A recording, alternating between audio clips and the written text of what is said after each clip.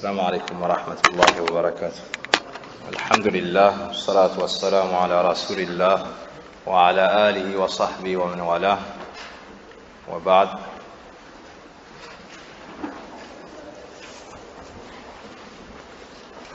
مستحبات الصيام، نراجع هذا الباب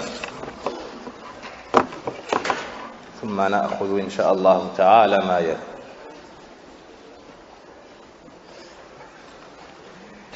Nous allons réviser les choses recommandées durant le jeûne du mois de Ramadan.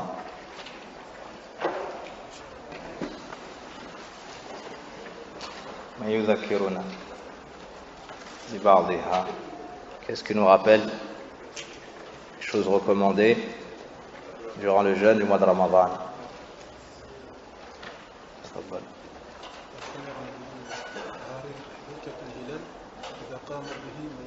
أحسنت، جزاك الله خيرا. تحري رؤية الهلال إذا قام به من يكفي. Donc la première chose recommandée, c'est le fait d'observer la nouvelle lune, de chercher la nouvelle lune après qu'un groupe suffisant ait rempli cette obligation. Naam. Deuxièmement,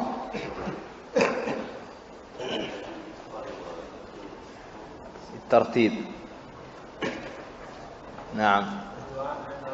الدعاء عند رؤية الهلال. Faites d'invoquer Allah subhanahu wa ta'ala à la vision de la nouvelle lune. كما في حديث طلحة ابن عبيد الله رضي الله عنه. كان النبي صلى الله عليه وسلم يقول إذا رأى الهلال اللهم أهله علينا بالأمن والإيمان والسلامة والإسلام والتوفيق لما تحب وترضى ربنا وربك الله. في رواية ربي وربك الله. رواه أحمد والترمذي وصححه الألباني رحمهم الله. ثالثا، troisièmement, السحور ou bien السحور. نعم. السحور بضم السين هو الفعل. اكتبوا، écrivez. قال البخاري رحمه الله تعالى باب السحور من غير إيجاب. هذه الفوائد المستفادة من مذكرة الشيخ محمد بن عبد الوهاب الوصابي رحمه الله تعالى اليمني.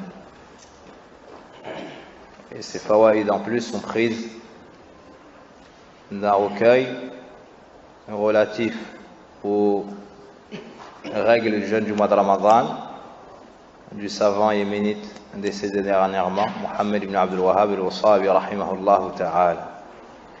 Donc troisièmement, as-suhour, prendre le repas d'avant le fajr. L'imam al-Bukhari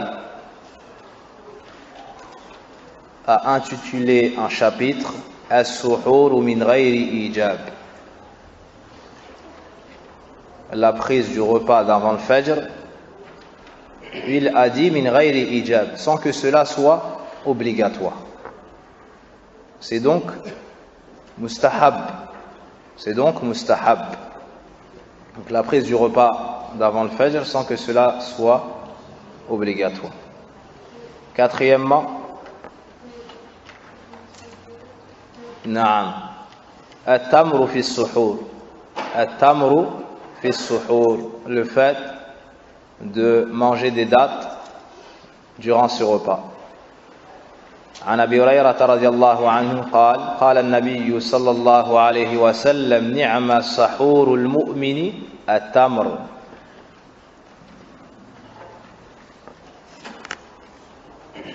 Quelle bonne chose que sont les dattes dans le repas d'avant le fajr pour le croyant.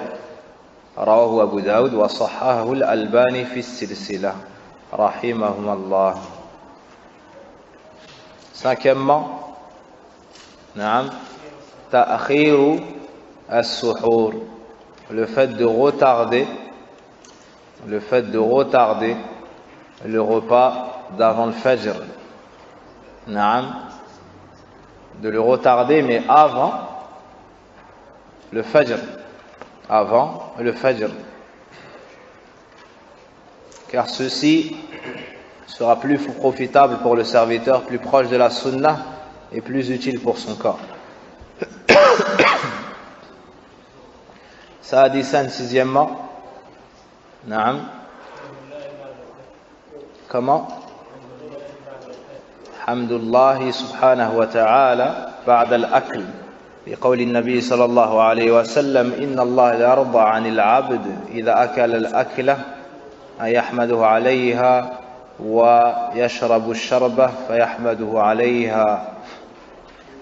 Donc le fait de louer Allah subhanahu wa ta'ala après le repas, ceci est général. Naam, après avoir mangé ou avoir bu, que ce soit pour as-suhour ou autre.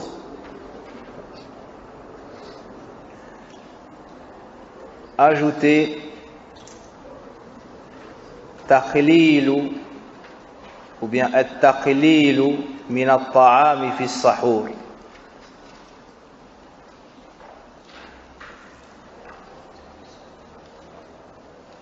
Wal iftar, le fait de se contenter de peu dans le repas d'avant le fajr,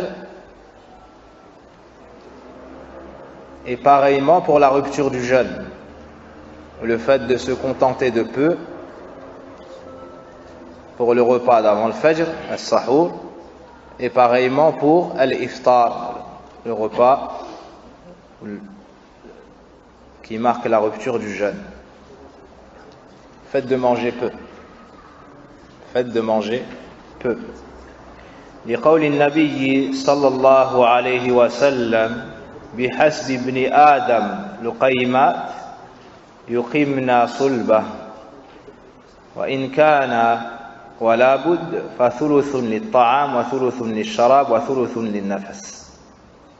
Le prophète sallallahu alayhi wa sallam nous encourage dans un hadith à manger peu. Et si vraiment la personne veut ajouter à cela, qu'elle prenne un tiers pour la nourriture, un tiers pour la boisson, et qu'elle laisse un tiers pour respirer ou pour l'air. Ensuite, ta'jil al-fitr, mata tahaqqaqa ghurub ash-shams, le fait de s'empresser de rompre le jeûne après avoir la certitude du coucher du soleil. Naam, le fait de se dépêcher de rompre le jeûne une fois qu'on a la certitude que le soleil s'est couché.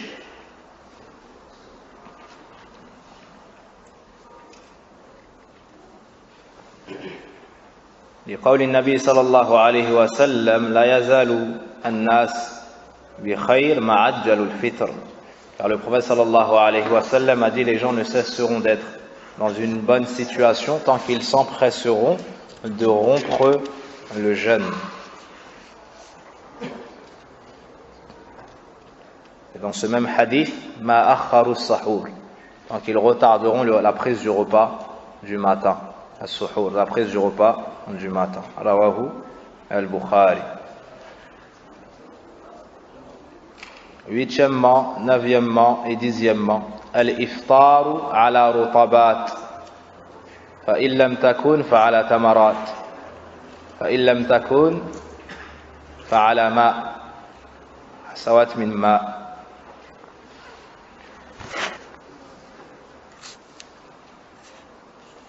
Le fait de rompre le jeûne avec des dates fraîches.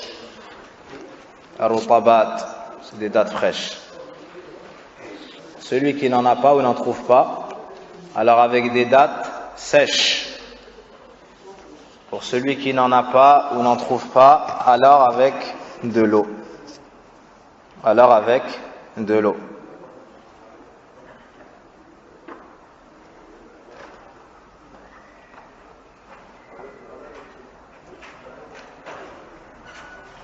عن أنس رضي الله عنه كان رسول الله صلى الله عليه وسلم يفطر على رطبات قبل أن يصلي فإن لم تكن رطبات فعلى تمرات فإن لم تكن حسوات من ماء رواه أحمد وأبو داود والترمذي وصححه الألباني رحمهم الله. Anas ibn Malik radiyallahu anhu nous dit que le prophète sallallahu alayhi wa sallam rompait le jeûne en mangeant quelques dattes fraîches, et cela avant de faire la prière. S'il n'en avait pas, alors avec des dattes sèches. S'il n'en avait pas, alors il buvait quelques gorgées d'eau. Celui qui ne trouve pas d'eau, alors il peut rompre le jeûne avec toute chose halal. Avec toute chose halal. Et celui qui n'a rien, yaqta'u sawmah biqat'i niyyah. Et celui qui ne trouve rien, il peut rompre son jeûne en annulant son intention du jeûne. Il coupe son jeûne en coupant son intention. Naam.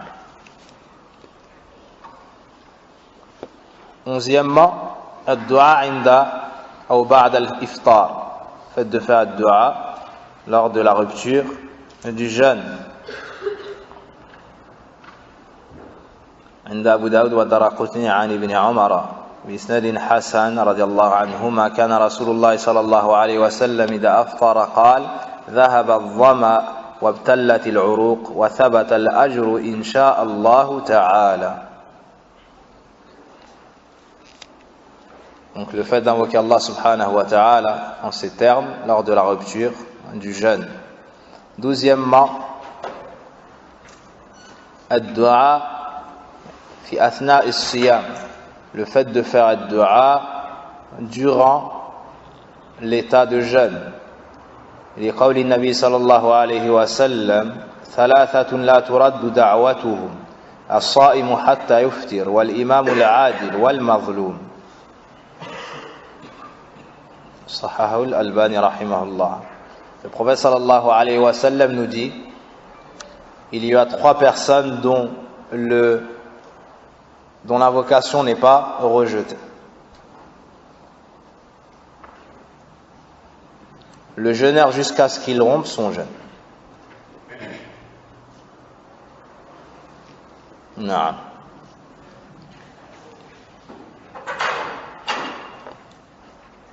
12e ou 13e, ad-du'a liman fattarak, le fait d'invoquer Allah subhanahu wa ta'ala en faveur de celui qui t'a offert le repas pour rompre ton jeûne. En disant par exemple Allahumma barik lahum fima razaqtahum waghfir lahum warhamhum, ou akala ta'amakum al-abrar wa sallat alaykum al-malaika wa aftara indakum as-sa'imun. Et cela n'est pas propre à cette situation, c'est plutôt général pour toute personne qui t'offre le repas, qui t'invite. Al-iktharu, notez al-iktharu min taftir as-sa'imin. Al-iktharu min taftir as-sa'imin 'inda ghurub ash-shams. Le point suivant,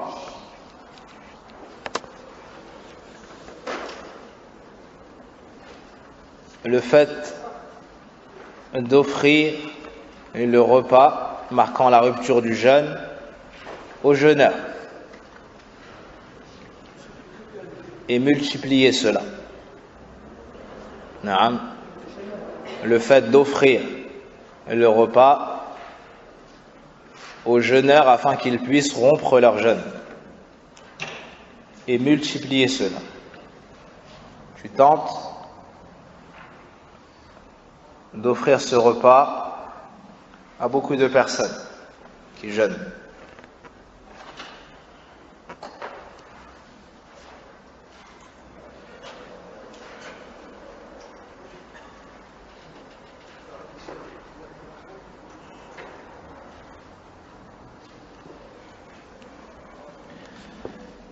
لأن النبي صلى الله عليه وسلم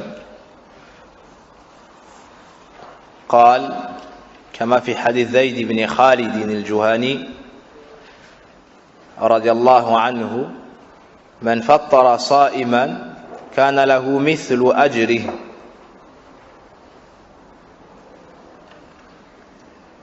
غير أنه لا ينقص من أجر الصائم شيئا رواه الترمذي. Le prophète sallallahu alayhi wa sallam nous dit: celui qui offre le repas à un jeûneur pour qu'il puisse rompre son jeûne aura la même récompense que lui, c'est-à-dire que le jeûneur, si ce n'est que cela ne diminuera en rien la récompense du jeûneur. C'est-à-dire que celui qui offre le repas à une personne qui jeûne afin qu'elle puisse rompre son jeûne, on lui accordera les mêmes récompenses que celui qui a jeûné, les récompenses de son jeûne, sans pour autant diminuer les récompenses du jeûneur. Sans pour autant diminuer les récompenses du jeûneur. On pourrait penser qu'on va prendre des récompenses qui à la base sont attribuées au jeûneur pour les donner à celui qui lui offre le repas. Non. C'est encore plus grand que cela, sans que cela ne diminue des récompenses du jeûneur. Le point suivant, et on peut également, avant ça, on peut également citer pour preuve dans ce point le hadith d'Ibn Abbas: Kana Rasulullah sallallahu alayhi wa sallam ajwad an-nas bil khayr wa kana ajwad ma yakun fi Ramadan hina yalqahu Jibril. Al-hadith. On peut ajouter le hadith d'Ibn Abbas dans lequel l'imam Bukhari et l'imam Muslim que le prophète sallallahu alayhi wa sallam était la personne la plus généreuse dans ses biens, et le moment où il était le plus généreux, c'était durant le mois de Ramadan, lorsque Jibril le rencontrait pour lui,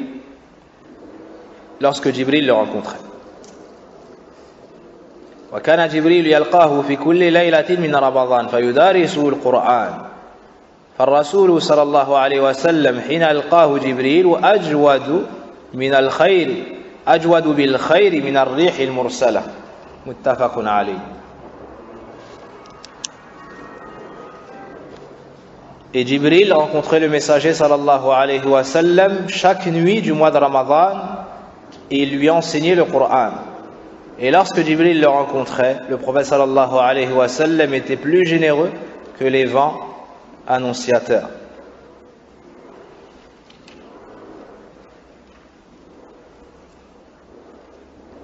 Yani, qui amène la pluie. Et la semaine passée, j'avais eu du mal à traduire et à expliquer cela. Donc, al-rih al-mursala, le vent annonciateur, c'est-à-dire qui apporte la pluie. Wallahu a'lam. Le point suivant, al-hirsu ala salat al-tarawih ma'a al-imam. الحرص على صلاة التراويح والحرص على البدء مع الإمام إلى النهاية. Donc deux choses, la motivation et le fait d'accorder de l'importance à la prière de nuit durant le mois de Ramadan, Salat al-Tarawih. Le second point qui entre dans celui-ci, le fait de faire Salat al-Tarawih avec l'imam, de commencer avec lui et de s'en aller qu'à la fin, que lorsqu'il finit. Donc tu fais Salat al-Tarawih avec l'imam, tu commences avec lui, tu finis avec lui, et tu ne pars pas tant qu'il n'a pas fini. Naam. لقول الرسول صلى الله عليه وسلم من قام رمضان إيمانا واحتسابا غفر له ما تقدم من ذنبه car le prophète alayhi salatu wassalam nous dit, celui qui prie durant les nuits du mois de Ramadan avec foi et espoir se verra pardonner l'ensemble de ses péchés passés. L'ensemble de ses péchés passés. Dans un autre hadith, Inna ar-rajula idha qama ma'a al-imam, Inna ar-rajula idha qama ma'a al-imam hatta yansarifa kutiba lahu qiyamu layla. Le prophète sallallahu alayhi wa sallam nous dit également, certes l'homme, s'il prie avec l'imam jusqu'à ce qu'il s'en aille, se verra inscrit une nuit entière passée en prière. Celui qui prie avec l'imam, salatul tarawih, jusqu'à la fin, on lui inscrit une nuit de prière complète. On lui inscrit comme s'il avait prié toute la nuit. Subhanallah. Et ici, le prophète sallallahu alayhi wa sallam a conditionné le fait de rester avec l'imam jusqu'à la fin. Donc celui qui prie une partie du tarawih n'entrera pas dans ce hadith.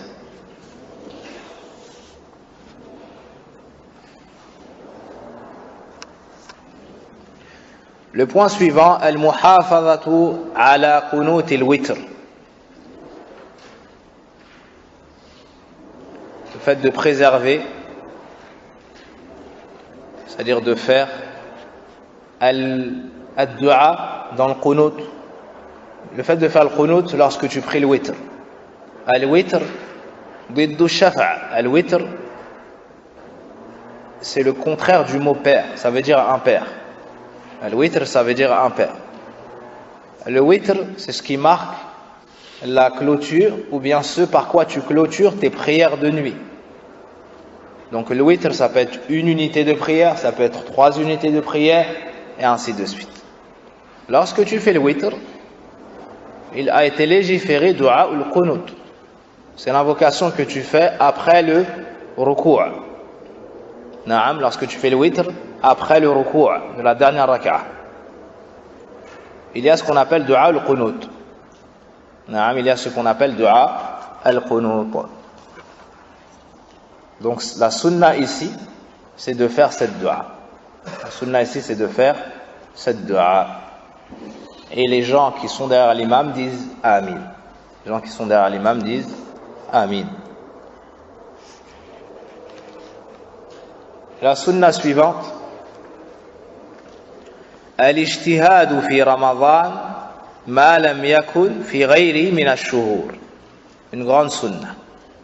Tanabbahu laha. Le fait de faire plus d'efforts dans l'adoration et le bien durant le mois de Ramadan. Naam.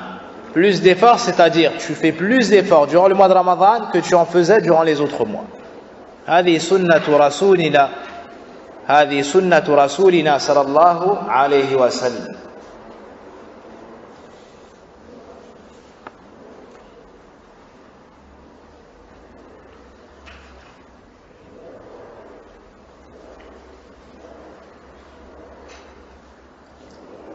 Donc durant le mois de Ramadan, tu fais plus de bien, plus d'adoration que durant les autres mois, que durant l'ensemble des autres mois. C'est ainsi que se comportait le prophète sallallahu alayhi wa sallam.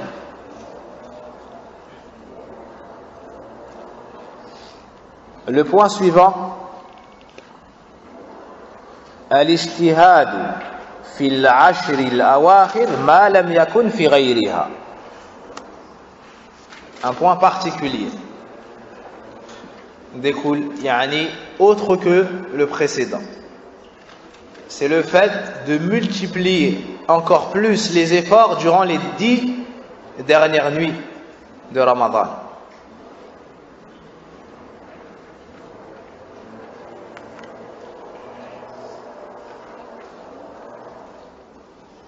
عن عائشة رضي الله عنها قالت كان رسول الله صلى الله عليه وسلم يجتهد في العشر الأواخر ما لم يجتهد أو ما لا يجتهد في غيره رواه مسلم.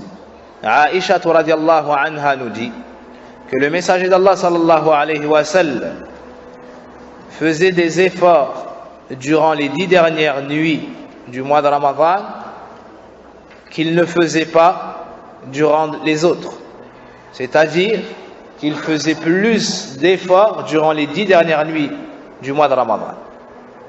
Donc d'entre l'ensemble des mois, durant l'année, le mois où le prophète sallallahu alayhi wa sallam faisait plus d'efforts dans l'adoration, et il faisait toujours des efforts dans l'adoration, c'était le mois de Ramadan. Et dans le mois de Ramadan, dans les 10 dernières nuits, il faisait encore plus d'efforts que ceux qu'il faisait durant le mois de Ramadan.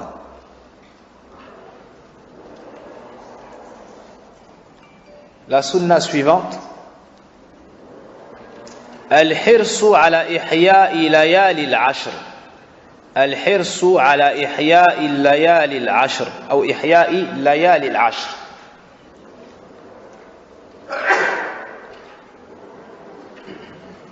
Faire son possible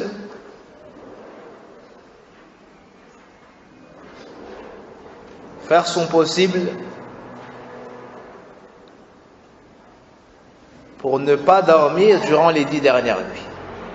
Faire vivre les 10 dernières nuits. C'est-à-dire que tu fais des efforts, tu fais des adorations. Et à la base, le prophète sallallahu alayhi wa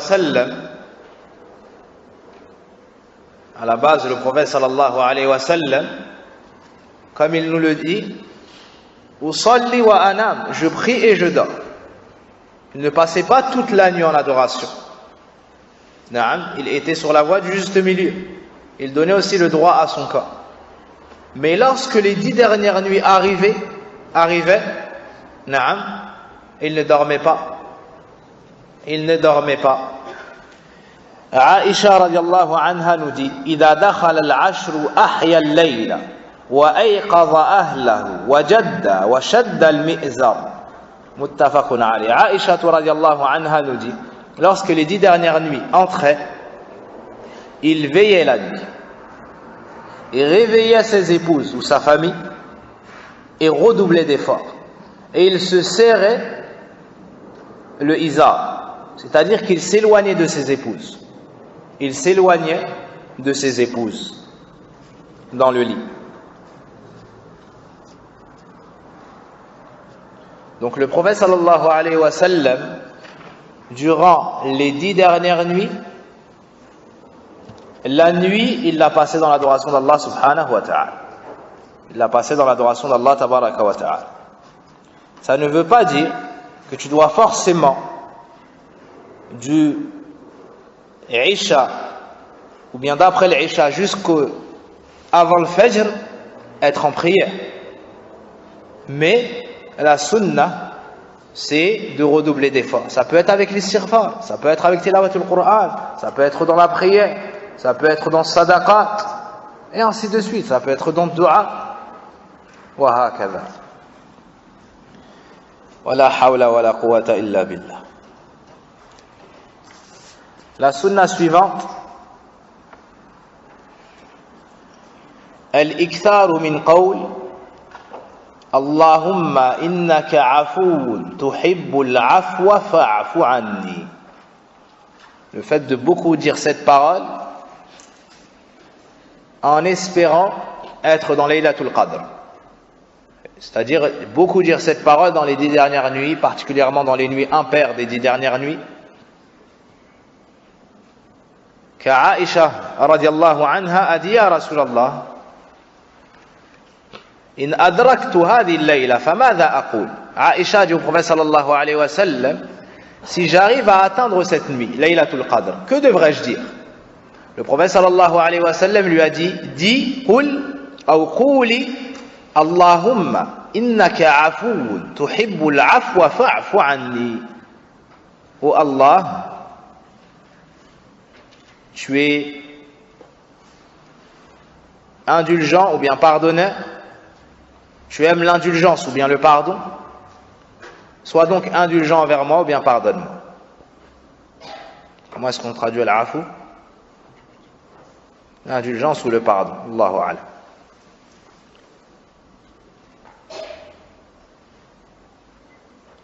Hada du'a azim. Ça c'est une dua qui a la plus grande importance. Oh Allah, tu es pardonneur. Tu aimes le pardon. Pardonne-moi donc. Tukthir min hada du'a. Tu prononces beaucoup cette parole, tu invoques beaucoup Allah subhanahu wa ta'ala en ces termes, le cœur rempli d'espoir. Tu délaisses le péché, tu observes la droiture, tu invoques Allah azza wa jal en ces termes, tu abandonnes ton affaire à Allah azza wa jal, tu places toute ta confiance en lui afin qu'il t'accorde la réussite, afin qu'il agrée de toi les actions. Na'am. Afin qu'il te pardonne, tu l'invoques avec ce tawassul. Tu cites avant ta demande ce nom d'Allah subhanahu wa ta'ala, cette chose qu'il aime, puis tu lui demandes de te l'accorder.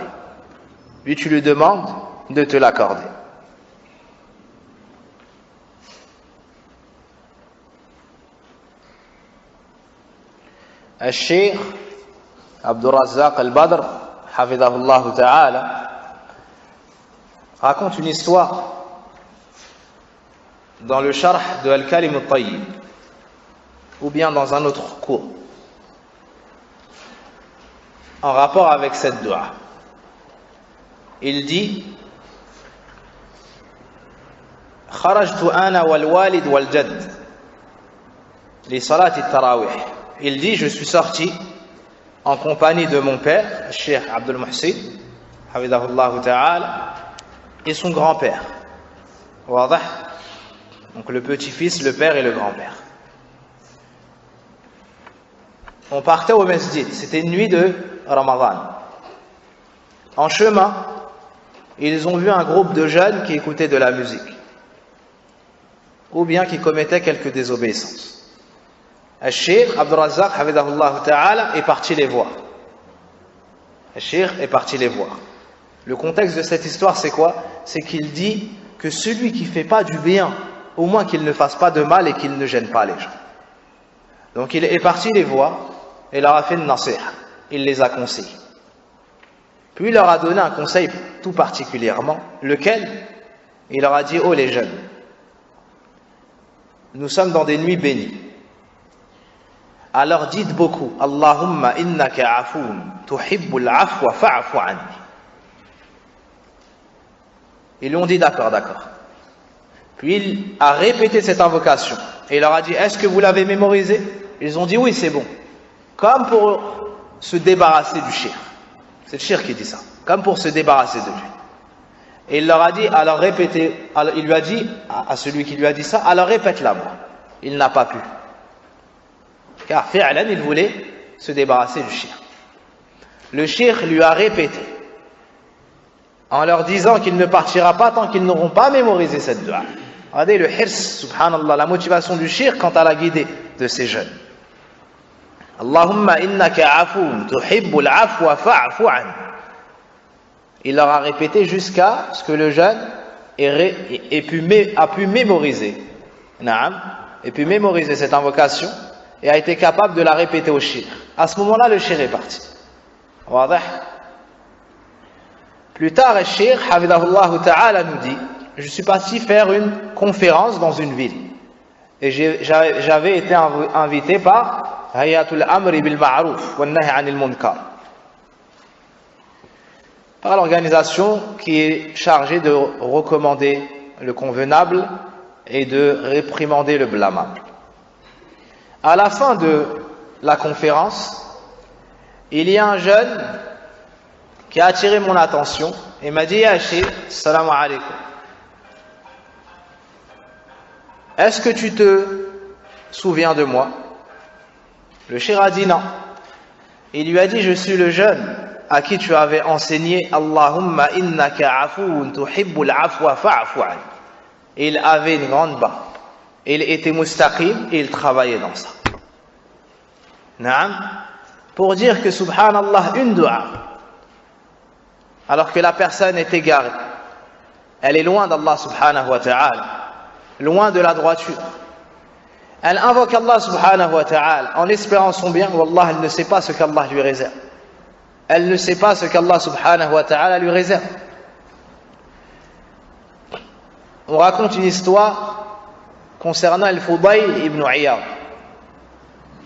Al-Fudayl ibn Iyad, qui est un des anciens, un savant chez les anciens. Ils disent que c'était un brigand de chemin. Et qu'un soir, alors qu'il guettait les gens, attendant l'occasion propice au vol, il a escaladé un mur pour passer à l'action. C'est alors qu'il a entendu une personne réciter la parole d'Allah subhanahu wa ta'ala: Alam ya'nini alladhina amanu an takhsha'a qulubuhum li dhikrillah wa ma nazala min al-haqq. Le temps n'est-il pas venu pour les croyants, ou bien le temps je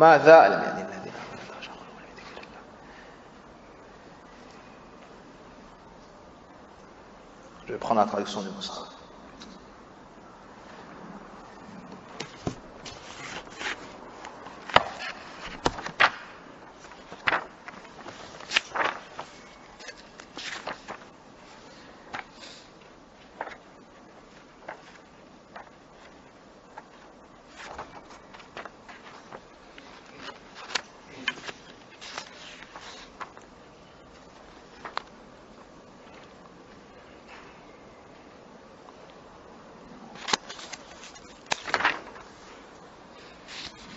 Le moment n'est-il pas venu pour ceux qui ont cru que leur cœur s'humilie à l'évocation d'Allah et devant ce qui est descendu de la vérité, c'est-à-dire le Coran, et de ne point être pareil à ceux qui ont reçu le livre avant eux?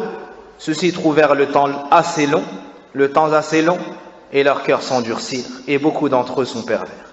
Alam ya'nini alladhina amanu an takhsha'a qulubuhum li dhikrillahi wa ma nazala min al-haqq wa la yakunu kalladhina utul kitaba min qablu fatala alayhim al-amadu faqasat qulubuhum wa kathirun minhum fasiqun.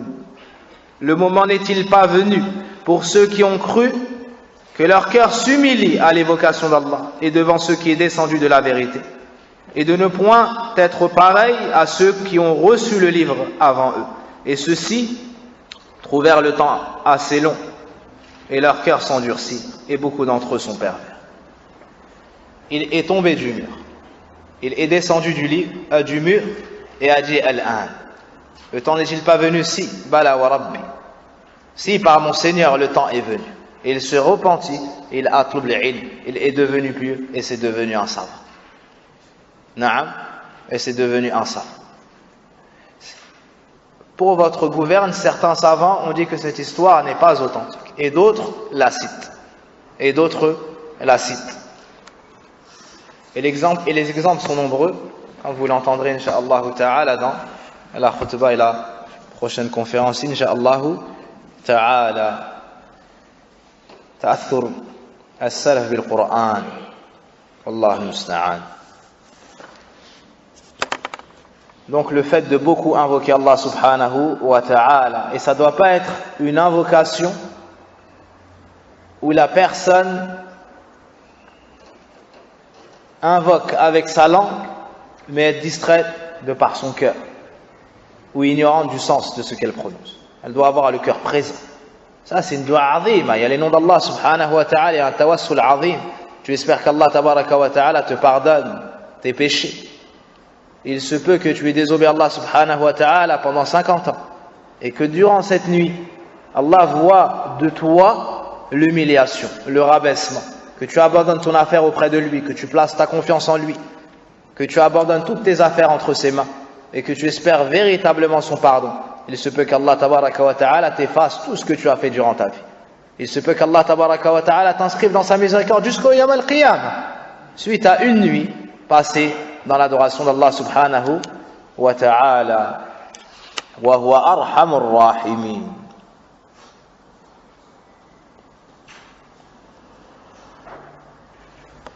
La sunnah, ou bien la chose mustahabba suivante, al-iktharu min al-istighfari fi sahar. Le fait de beaucoup implorer le pardon d'Allah subhanahu wa ta'ala au dernier tiers de la nuit et à la fin de la nuit. À la fin de la nuit, c'est-à-dire avant le fajr. Durant le temps du sahar. Le temps du sahar, c'est-à-dire avant le fajr. لعموم قوله سبحانه وتعالى والمستغفرين بالأسحار وقوله وبالأسحار هم يستغفرون. Car Allah subhanahu wa ta'ala fait les éloges dans le Coran de ceux qui lui demandent pardon dans ce moment-là.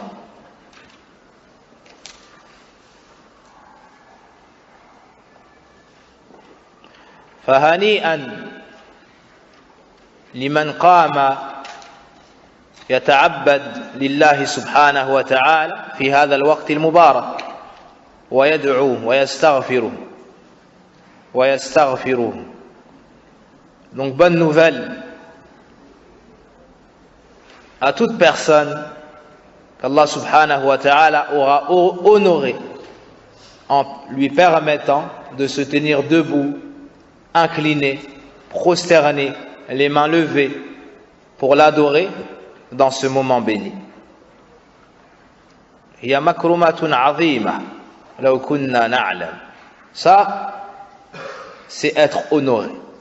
Ça, c'est être le meilleur. Haqiqatan. Si seulement on savait. C'est dans cela que se concurrençaient les pieux prédécesseurs. C'est dans cela que se concurrençaient les pieux prédécesseurs. Les prières obligatoires à la mosquée, ceci était une chose réglée. C'est pas dans cela. Non, c'est pas dans cela qu'ils se distinguent. Ça, c'était une chose réglée. Al-munafiqun, les hypocrites, au temps du prophète sallallahu alayhi wa sallam, venaient à la prière, au masjid. Naam, wa la ya'tuna as-salata illa wa hum kusala. Naam. Ils venaient avec paresse, comme Allah azza wa jalla les a décrit dans le Coran. Donc ils venaient. Wallahu al-musta'an. La sunna suivante, ou la chose recommandée,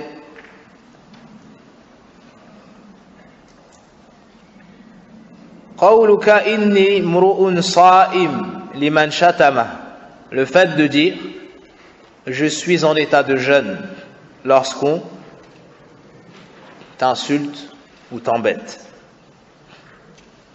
لحديث أبي هريرة رضي الله عنه في الصحيحين. Le prophète sallallahu alayhi wa sallam nous dit dans un hadith dont la traduction est celui qui est en état de jeûne et qu'on insulte, qu'on combat, qu'il dise je suis en état de jeûne. Je suis en état de jeûne. Ainsi il aura préservé son honneur et il aura fait un rappel à celui qui lui veut du mal. La sunna suivante, ou bien la chose mustahabba, ta'widu as-sibyan ala as-siyam min as-sabi'a. Le fait d'encourager et d'entraîner les enfants à jeûner à partir de 7 ans. Le fait d'encourager, d'entraîner les enfants à jeûner après 7 ans. Après qu'ils aient atteint l'âge de 7 ans. Ba'd at-tamyiz.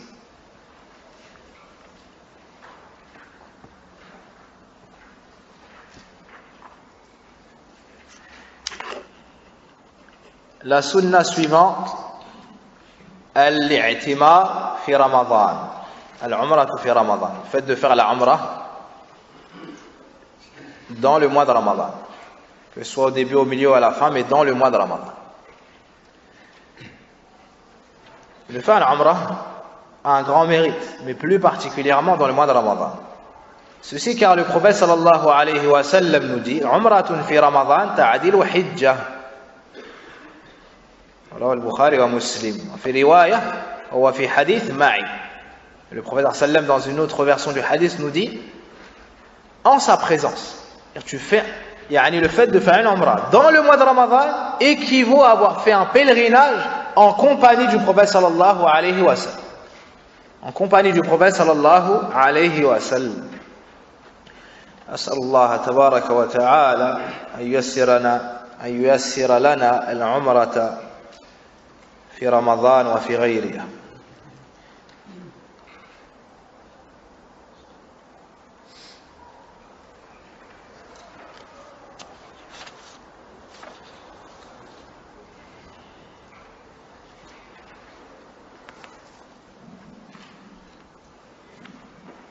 Voici concernant Mustahabbat as-Siyam.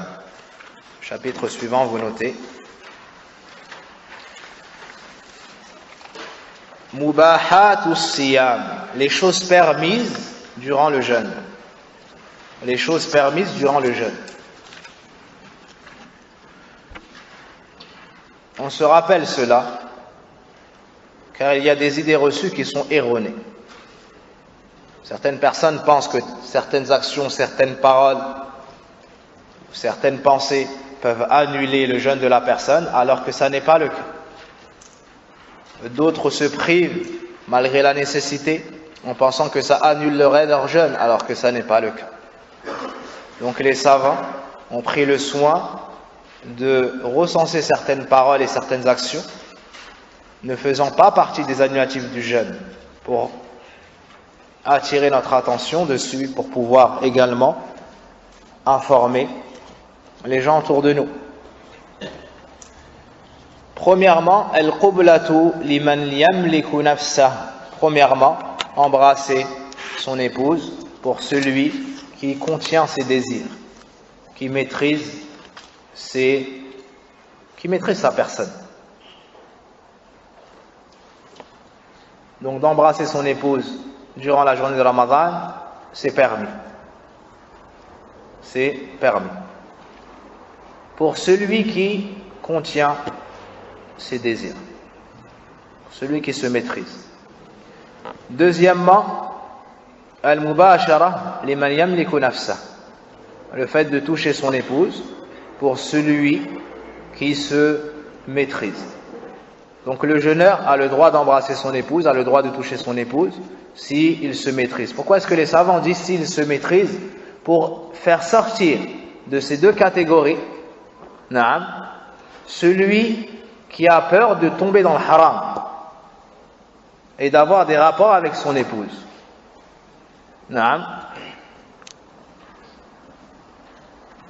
Aïcha, radiallahu anha, nous dit que le prophète sallallahu alayhi wa sallam embrassait ses épouses et touchait ses épouses durant la journée de Ramadan. Et elle nous dit un point important ensuite, wa kana amlakakum li irbih. Mais c'est celui qui maîtrisait le plus ses désirs. C'est celui qui maîtrisait le plus parmi vous ses désirs. Donc celui qui ne maîtrise pas ses désirs et celui qui craint pour sa personne ne doit pas s'amuser avec son épouse.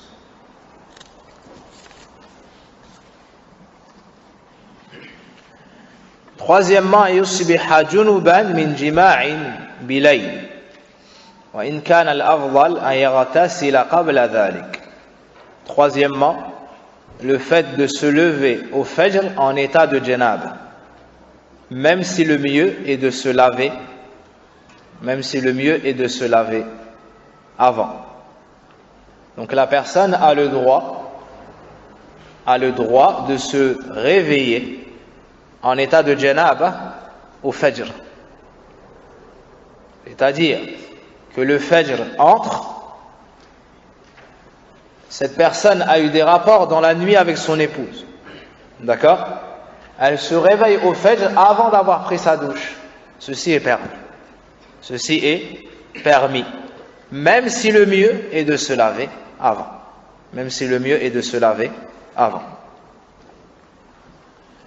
Rabi'an, al-ghuslu lit-tabrid.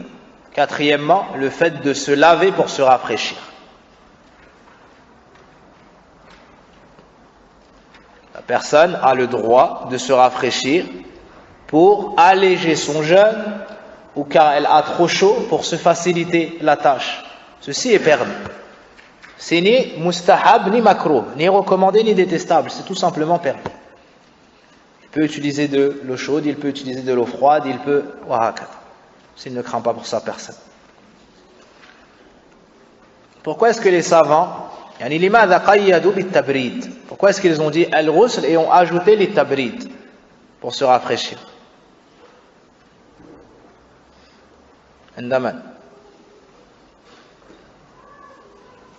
Pourquoi est-ce qu'ils ont spécifié les tabrid? Adam, t'es pas encore marié? Laisse les mariés répondre. Cheikh Mohammed ibn Abdul Wahhab rahimahullah ta'ala, tu sais à quel âge est-ce qu'il s'est marié? Mubakkiran jiddan, s'est marié très tôt, entre 10 et 12 ans. Et c'était l'imam. Et c'était l'imam du masjid, alors qu'il y avait des ulama. Allahu Akbar. Lorsque vous entendez parler de Cheikh Mohammed ibn Abdul Wahhab rahimahullah ta'ala et de ses écrits, de sa da'wa, et lorsqu'il a voyagé à tel endroit et tel endroit, les gens pourraient penser que lorsqu'il a fait tout cela, il avait 70 ans ou plus. Non, quand il a fait ça, c'était un adolescent. Quand il a fait cela, c'était un adolescent. Alim, da'i, sabir, muwahhid, tout ce que vous entendez, la plupart de ces histoires ont eu lieu alors qu'il était adolescent. Alors qu'il était adolescent. C'était l'imam du masjid, il avait une dizaine d'années. Il était marié, il avait une dizaine d'années. Il avait mémorisé le Coran par cœur, entièrement. Il avait une dizaine d'années. Et il provoquait l'étonnement de son père et de sa famille, alors qu'il avait une dizaine d'années. Au point où son père a dit qu'il profitait de lui dans des questions religieuses. Il avait une dizaine d'années. Il a demandé à son père la permission de partir prendre l'ilm fil Iraq, fil Medina, fil Mecca, alors qu'il était encore adolescent. Après avoir pris l'ilm de son père, de sa famille, de ses proches, il est parti, alors qu'il était adolescent. Naam. Allahu Akbar. Et au jour d'aujourd'hui, les hommes sont des enfants. Illa man rahim Allah, subhanahu wa ta'ala. Naam. Et lorsqu'on trouve un imam qui a une vingtaine d'années ou une trentaine d'années, on dit Masha'Allah, il est jeune. Il a une vingtaine d'années dans les péchés, une trentaine d'années dans les péchés, il est jeune. Il n'est pas assez jeune pour... N'est-il pas assez vieux pour mourir? N'est-il pas assez vieux pour qu'on note et inscrive toutes ses actions? Naam. Subhanallah. C'est nous qui sommes en retard. C'est nous qui sommes en retard. Idhan, pourquoi est-ce que les savants ont dit les tabrid? Pour se rafraîchir. Andaman.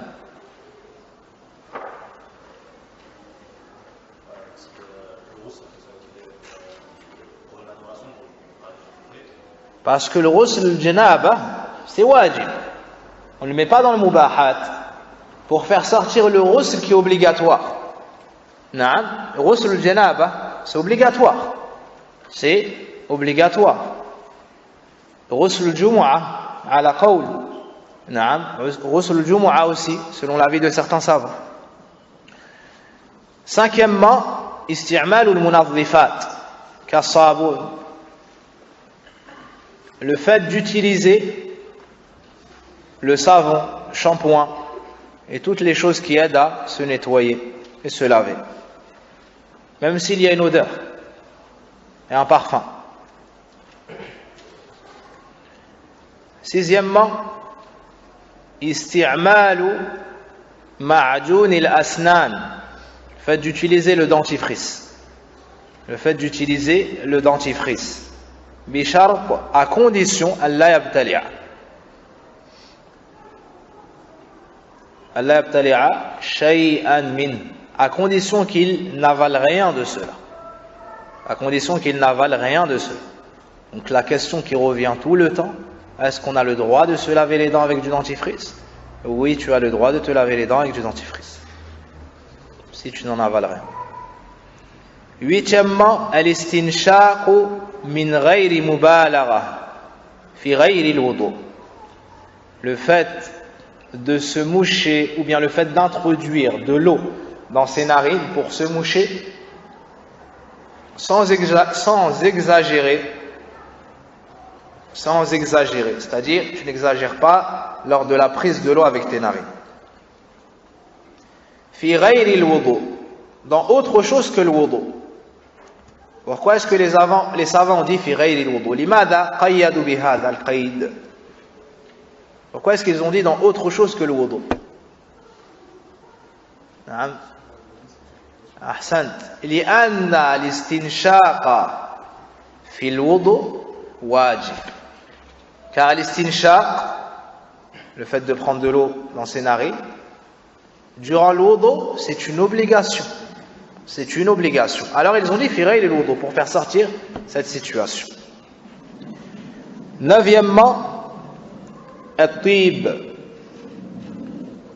le parfum.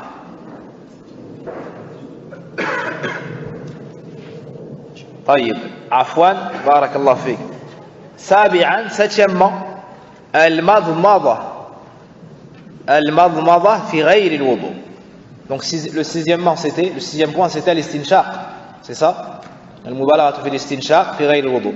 Donc septièmement, al-madmada fi ghayri al-wudu, le fait de se rincer la bouche dans autre que le wudu. Pareillement, pourquoi fi al-wudu? Pour faire sortir al-madmada dans le wudu, car c'est un wajib. C'est le huitième. Le quatrième point c'est al-ghusl lit-tabrid. Le cinquième point isti'mal al-munazzifat ka-sabun. Le sixième point isti'mal ma'joun al-asnan, le dentifrice. Le septième point,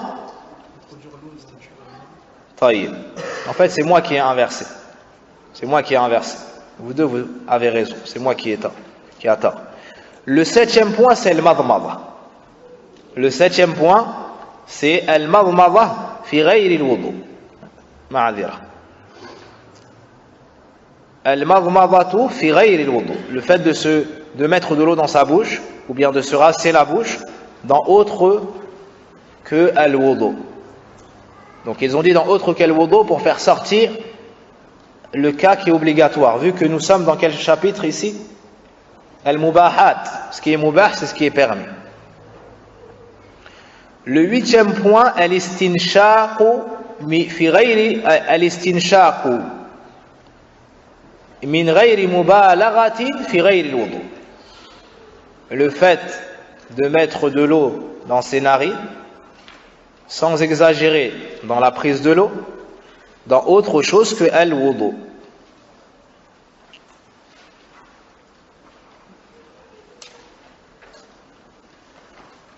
Le prophète sallallahu alayhi wa sallam a dit aux sahabi baligh fi al-istinshaq illa an takuna sa'ima, exagère dans la prise de l'eau dans tes narines quand tu fais le wudu, sauf lorsque tu es en état de jeûne. Donc à plus forte raison, pour autre que cette adoration, tu ne dois pas exagérer. Tu as le droit, mais tu ne dois pas exagérer. Neuvièmement, c'est bien ça, at-tib, isti'malu at-tib, le fait de mettre du parfum. Le fait de mettre du parfum. Dixièmement, ad-dihan, ad-duhn. Ma huwa ad-duhn? La pommade. Le fait de se pommader les cheveux ou bien le corps. C'est permis. Le visage.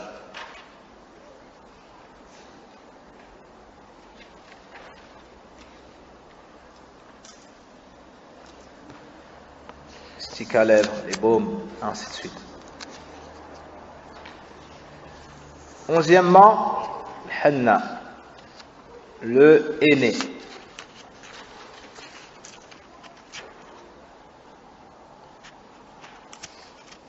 Douzièmement, munadhif al-udhun, le fait d'utiliser ce qui sert à nettoyer les oreilles, que ce soit le coton-tige ou autre.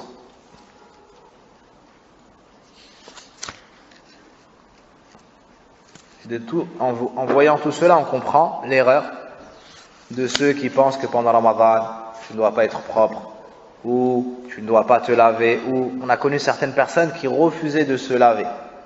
Lorsqu'on leur disait pourquoi, ils disaient parce que j'ai peur que l'eau entre dans ma bouche. Ça c'est de l'exagération. Si tu veux te laver, tu te laves. Si tu n'as pas besoin de te laver, tu ne te laves pas.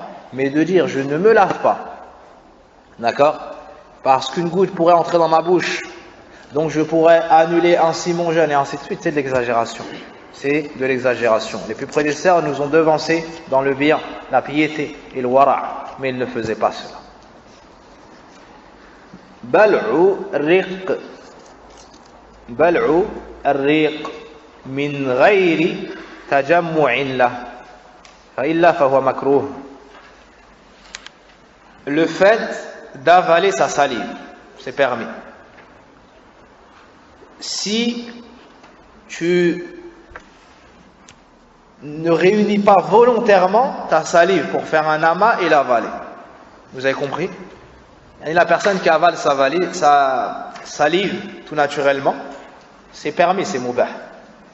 Mais de réunir sa salive, de joindre sa salive à sa salive, jusqu'à pouvoir avaler beaucoup de sa salive d'un coup, ça chez certains c'est makruh. Chez certains c'est makruh, c'est détestable. Naam. Si ce n'est plus.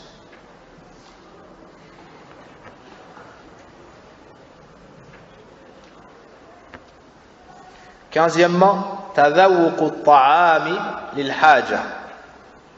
Le fait de goûter la nourriture, le repas, la sauce, en cas de besoin. Voilà ماذا يبقي في فمه ثم يبلغ. Mais il ne doit pas garder de cela dans sa bouche puis l'avaler. Ni ce qui est mélangé à la salive, ni la nourriture, ni la sauce, ni... Non, il recrache cela. Il recrache cela. Ou elle recrache cela, en général. Donc une personne fait à manger, elle ne sait pas si c'est assez salé, elle ne sait pas est-ce que c'est bien dosé, et ainsi de suite. Elle goûte, puis elle recrache. Ceci est permis, en cas de nécessité. Mais elle ne doit pas avaler sa salive, qui est mélangée à la sauce, à la nourriture, ainsi de suite. Ça ne veut pas dire qu'elle va prendre de la viande dans sa bouche, mâcher la viande, et ainsi de suite. Elle goûte la sauce ou elle goûte la chose, elle le recrache. Elle ne va pas manger et recracher sans l'avaler. Non, ce n'est pas ce que veut dire ce point-là. Sans dire les choses, on dit qu'on les a dit. Donc je précise quand même.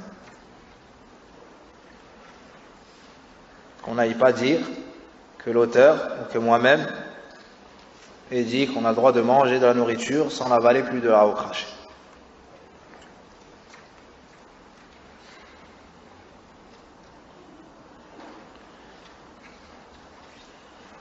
Et une parenthèse, il m'est parvenu que certaines personnes qui pensent avoir beaucoup de temps ou avoir les deux pieds au paradis, ou bien qu'Allah Azza wa Jalla n'entend pas leurs paroles, ou bien beaucoup de ce qu'elles disent, ou bien que les anges n'inscrivent pas leurs actions, ou bien qu'elles ne seront pas amenées à comparaître devant Allah subhanahu wa ta'ala, tiennent des assises où elles parlent de la vie privée des autres. Naam. Elle parle de la vie privée des autres. Et je parle au féminin car, en général, c'est les femmes qui font ça, mais on a une époque où, même des hommes, ont ce défaut qui, en général, est attribué aux femmes, faire des assises et faire comme on dit, papoter, dans certains endroits, ils disent faire les personnes âgées pour pas dire les vieilles. Mais, il y a une médisance, comment on appelle ça, l'annamima, comment est-ce qu'on dit en français, le colportage, ainsi de suite. Mais, parmi les choses étonnantes qui nous parviennent, des assises de sœurs où ils parlent de la vie privée des autres. Et la vie privée de telle personne, la vie privée de telle sœur, la vie privée de telle sœur avec son mari, la vie privée de tel homme, de tel homme, de tel homme, même des ulama, même des imams, même des prêcheurs. C'est haram. Wal'iyadu billah. Est-ce que ces femmes ont mis leurs deux pieds au paradis pour avoir énormément de temps libre? On a sacrifié la mort et khalas, elles ne vont pas mourir et comparaître devant Allah Azza wa Jal. يعني من أعجب العجب. Ça fait partie des choses étonnantes qui nous parviennent. Naam. Que des femmes aillent voir d'autres femmes et parler de la vie privée des gens, de tel couple et de tel autre couple et de tel autre couple et de tel autre couple. Tel homme avec son épouse parle de tel autre couple, de tel autre couple. هذا حرام. نعم. اشتغل بنفسك. Occupe-toi de ta propre personne, occupe-toi de ton époux, occupe-toi de ton épouse. Réglez vos problèmes, rapprochez-vous d'Allah Azza wa Jalla, apprenez votre religion, mettez-la en pratique. Où est la faïda, si ce n'est shaytaniya, que de prendre du temps pour s'occuper de ce qui se passe chez les voisins et dans la famille de telle personne. Ah, tu as vu telle personne, ah, tu as vu telle personne, tu as vu. Mais qu'est-ce qu'Allah voit de toi? C'est ça qui doit être ton occupation. C'est ça qui doit être ton occupation. Qu'Allah nous guide et les guide. Ceci est mieux que de faire dua contre eux, ces femmes perdues. Allah leur illumine le chemin et qu'elles retrouvent leur chemin. Wallah musta'an.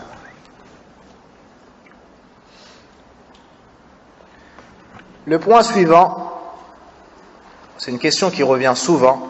Isti'malu bakhar ar-rabu, la ventoline. Naam, la ventoline. Ceux qui ont des problèmes respiratoires.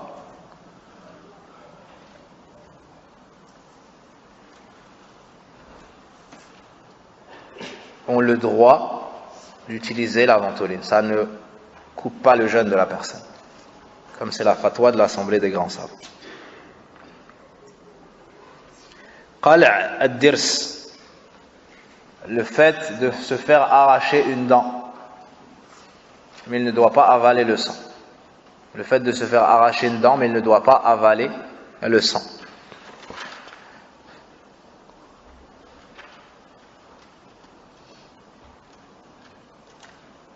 Tahlil ad-dam, l'examen sanguin.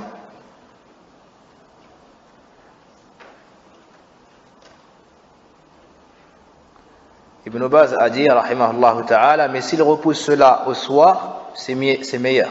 S'il repousse cela au soir, c'est meilleur. قال في هذا في تحفة الإخوان رحمه الله. الإبر غير المغذية, les piqûres qui ne sont pas nutritives. Les piqûres qui ne sont pas nutritives.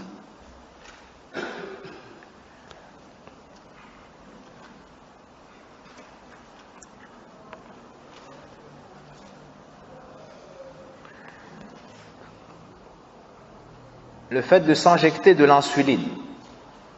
Le fait de s'injecter de l'insuline pour celui qui, par exemple, a le diabète.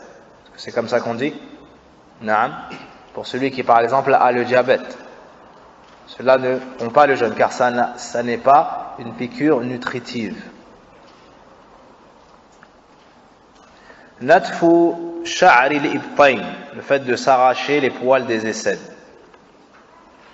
Halqul 'ana, le fait de se raser les poils du pubis.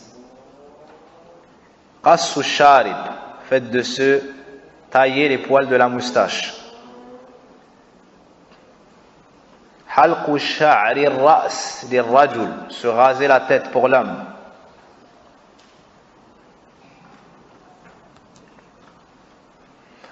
Donc arracher les poils des aisselles. Pourquoi est-ce que Cheikh a dit natf? Pourquoi est-ce qu'il a dit arracher? Pourquoi est-ce qu'il a choisi ce terme? Dans le fiqh, dans les cours de fiqh, souvent lorsque le mot est mis, il n'a pas été mis de manière anodine. Mais il y a un fiqh dans cela. Parce que la sunnah, et le meilleur, c'est d'arracher, pas de raser. C'est d'arracher. Il saisit le poil et il le tire. Pourquoi est-ce que tu restes la bouche ouverte? Ça fait mal. Il y a une technique. Naam. Il y a une technique et une habitude à apprendre. Pour ma part, j'ai appris cela il y a de nombreuses années lors d'une umrah. Un frère, Naam, a fait cela. En fait, il a tardé dans la douche le matin du Eid. Il a tardé dans la douche le matin du Eid. On était plusieurs, on attendait.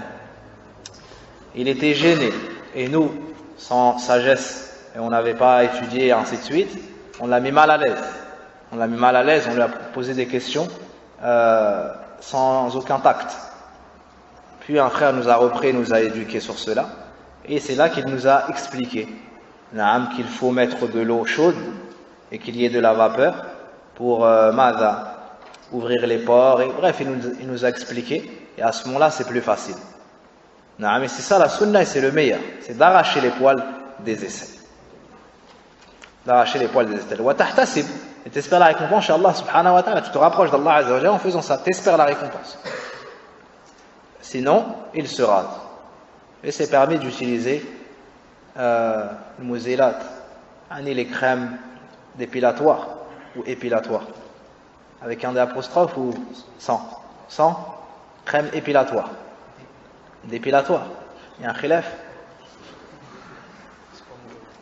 C'est pas ton domaine. Aïe, là, vous m'avez compris. Donc tout cela est permis. Tout cela est permis.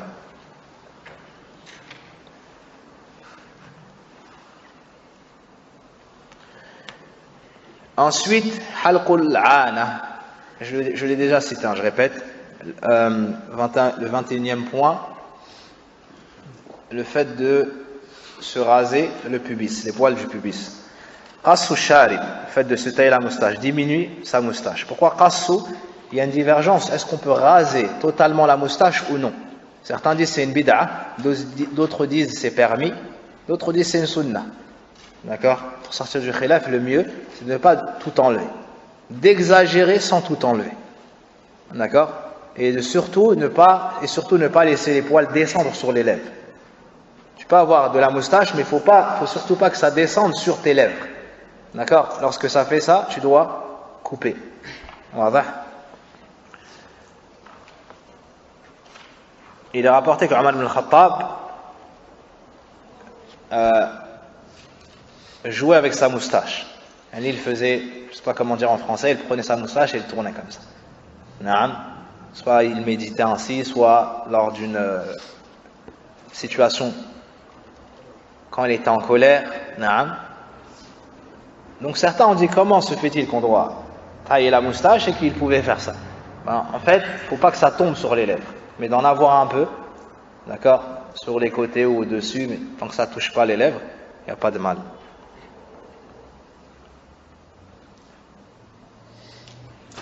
Taqlim al-adhafir, 23e point, le fait de se couper les ongles. Tout ce qu'on cite là, c'est permis. Tout ce qu'on cite, c'est permis. Se couper les ongles. Tarajjul, il y a tarjil, le fait de se peigner, se coiffer les cheveux. Mais sachez qu'il y a un hadith du prophète sallam qui nous dit de ne pas faire cela tous les jours. De marcher de temps en temps pieds nus et de ne pas se coiffer tous les jours. Ça, c'est un hadith authentique. Ça ne veut pas dire que tu vas sortir dans la rue, ici, pieds nus, et faire une chose qui va provoquer l'étonnement de tout le monde, et les gens vont penser que tu as perdu la raison. Tu fais la chose bi-hikma. Tu fais la chose bi-hikma selon où tu te trouves, et ainsi de suite. Et dans ça, les savants disent qu'il y a une sagesse pour les hommes, c'est de les renforcer. Et de savoir que les ni'am ne durent pas. Et Omar ibn al-Khattab, il est dit que Omar ibn al-Khattab disait Ikhshawshanu fa inna ni'mata la tadum. Endurcissez-vous, car les bienfaits ne durent pas. Aujourd'hui tu as cela, demain tu se peut que tu ne l'aies pas. Et si tu as été habitué depuis tout petit à avoir au petit déjeuner telle chose et telle chose et telle chose, et lorsqu'il manque une seule chose, tu te roulais par terre et on te le donnait, le jour où tu seras dans la pauvreté, toi, comment est-ce que tu vas faire? Là, l'enfant ne doit pas être éduqué comme ça, l'adulte ne doit pas être éduqué comme ça.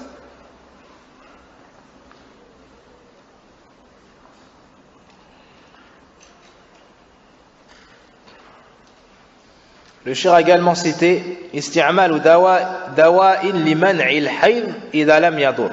Le fait d'utiliser ça c'est pour les femmes, le fait d'utiliser des médicaments pour empêcher d'avoir les règles si ça ne lui nuit pas. Kama fil Mughni ibn Qudamah, comme dans le Mughni ibn Qudamah rahimahullahu ta'ala. Mais le mieux, comme a expliqué Ibn Uthaymin, c'est de ne pas faire ça. et que c'est une chose qu'Allah Azza wa Jalla a écrit aux filles de Hawa. Donc elles jeûnent. Ça c'est souvent fait par exemple pendant la Umrah. D'accord? La femme ne veut pas avoir ses menstrues pour profiter du masjid et ainsi de suite. Elle a peur d'avoir ses menstrues, donc elle prend des médicaments pour ne pas avoir ses menstrues. Certains savants permettent cela, d'autres ne le permettent pas et d'autres disent que c'est détestable. Ici le shir l'a cité. Isti'malu ou afwan as-safaru fi Ramadan. Donc ça c'était le 26e point. Le 27e point, le fait de voyager pendant le mois de Ramadan. Celui qui a besoin de voyager, c'est permis. Il peut voyager. Tu as le droit de voyager pendant Ramadan. Le 28e point, al-wisal min as-sahar ila as-sahar. Al-wisal, c'est le fait de ne pas rompre ton jeûne au maghrib. Tu le continues jusqu'à la fin de la nuit. Tu le continues jusqu'à la fin de la nuit. C'est-à-dire qu'avant le fajr, tu as mangé. Tu commences ton jour de jeûne du fajr. Arrive au maghrib, tu ne romps pas ton jeûne. Tu continues ton jeûne. D'accord? Tu continues ton jeûne jusqu'au soir, jusqu'à la nuit. Et avant le fajr, tu manges as-sahur. C'est compris? C'est ce qu'on appelle al-wisal. Le prophète sallallahu alayhi wa sallam faisait le wisal. Il jeûnait sans rompre son jeûne. Il enchaînait les jours comme ça. Donc des compagnons ont fait cela. Il leur a interdit. Il leur a dit, si vous voulez le faire, alors jusqu'au fajr. Jusqu'avant le fajr. Mais ils lui ont dit, mais toi, tu le fais, toi, au messager d'Allah. Toi, tu joins les jours. Tu jeûnes d'affilée. Il leur a dit, je ne suis pas comme l'un d'entre vous. D'accord? Allah me nourrit et m'abreuve. Allah me nourrit et m'abreuve. Puis les savants ont divergé dans l'explication de Allah me nourrit et m'abreuve. Donc al-wisal, c'est le fait de joindre une chose à une autre. Ici, c'est le fait de poursuivre son jeûne jusqu'avant le fajr. Est-ce que c'est compris? Jusqu'avant le fajr. Tu ne coupes pas ton jeûne au maghrib. Tu continues jusqu'avant le fajr. Le prophète sallallahu alayhi wa sallam, lui, enchaînait. Mais il nous a dit de ne pas le faire. Les compagnons radiallahu anhum étaient tellement à la recherche de la sunna et le copiaient tellement que dès qu'ils l'ont vu faire cela, eux aussi l'ont fait. Le prophète sallallahu alayhi wa sallam leur a dit de ne pas le faire. Et ils ont tellement voulu faire comme lui que malgré ça, ils lui ont dit, mais toi tu le fais au message d'Allah, nous on veut faire comme toi. Radiallahu anhum, radiallahu anhum, radiallahu anhum.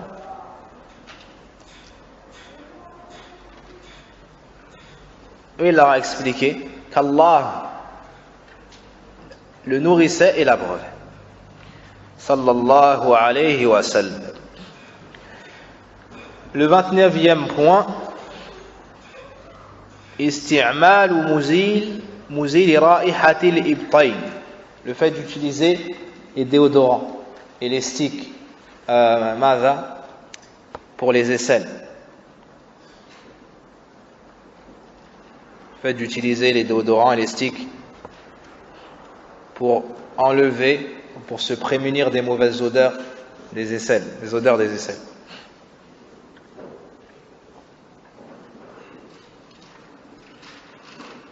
Ça fait 30 points. Naam, ça fait 30 points. Vous pouvez ajouter al-mukayyif. Subhanallah. Comment est-ce qu'on appelle la machine qui envoie de l'air frais? Allahu Akbar. La climatisation. Allahu Akbar. Climatiseur. Ajib. J'oublie en français. Quand des mots arabes, tu les as appris chez les arabes, en arabe seulement, par moments c'est dur de revenir au français. Ama celui qui apprend l'arabe en français ou avec un prof francophone, il a plus de facilité à passer de l'arabe au français, mais de passer du français à l'arabe, c'est plus difficile. C'est pour ça que le mieux, c'est d'avoir un cours d'arabe avec un arabophone. Puis, de lire des livres en français, pour être fort dans les deux, et avoir de la facilité à passer d'un état à l'autre. Et nous, malheureusement, pour ma part, je ne suis fort ni dans l'un ni dans l'autre. Wallahu musta'an, wa la hawla wa la quwwata illa billah, Allah yu'allimana. Donc, al-mukayyaf, la clim, c'est permis. Le ventilateur, al-mirwaha, c'est permis. Qu'est-ce qu'on aurait pu oublier? Parmi les choses que les gens pensent que c'est interdit, ou bien que ça fait partie des adjectifs du jeûne, mais ça ne l'est pas. Celui qui pense à quelque chose, il le cite. Le fait de dormir. Naam. La bas. Le fait de dormir.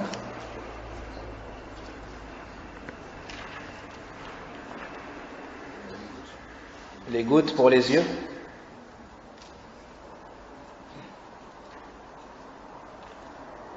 Naam.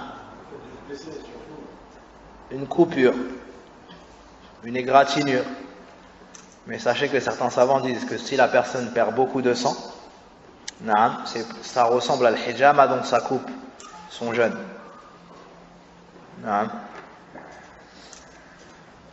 Et au début de Ramadan, Inch'Allah, on recommencera ce cours avec plus de détails. Et on verra dans le Mufattirat d'autres choses. On verra dans le Wajibat d'autres choses. Et ainsi de suite. On refera ce cours avec plus de détails. Maintenant qu'il est compris, Inch'Allah. Naam. Qu'est-ce qui nous rappelle quelque chose? Comment? La natation, le fait de nager. Naam. Le fait de nager ne coupe pas le jeûne.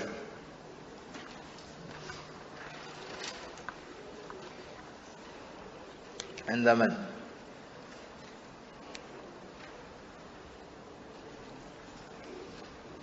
خلاص جزاكم الله خيرا لعلنا نكتفي بهذا probablement qu'on va s'arrêter sur ça et finir demain Inch'Allah ta'ala. Il nous reste muharramat as-siyam et makruhat as-siyam. Il nous reste les choses interdites à faire durant le jeûne et les choses détestables durant le jeûne. Wallahu a'lam wa sallallahu wa barik ala nabiyyina Muhammadin wa ala alihi wa sahbihi ajma'in. As'alullah bi asma'ihi al-husna wa sifatihi al-ula an yu'allimana ma jahilna wa yanfa'ana bima ta'allamna wa yazidana ilman wa amala wa yaghfir lana dhunubana wa yukaffir 'anna sayyi'atina wa yatawaffana ma'al abrar. اللهم اغفر لنا ولوالدينا اللهم اغفر لنا ولوالدينا اللهم اغفر لنا ولوالدينا اللهم إنك عفو تحب العفو فاعف عنا ربنا آتنا في الدنيا حسنة وفي الآخرة حسنة وقنا عذاب النار اللهم بلغنا شهر رمضان بإيمان وصحة وعافية وجد واجتهاد ونشاط اللهم بلغنا شهر رمضان اللهم بلغنا شهر رمضان يا رب العالمين اللهم يسر لنا العمرة في رمضان والحج يا رب العالمين سبحانك اللهم وبحمدك أشهد أن لا إله إلا أنت أستغفرك وأتوب إليك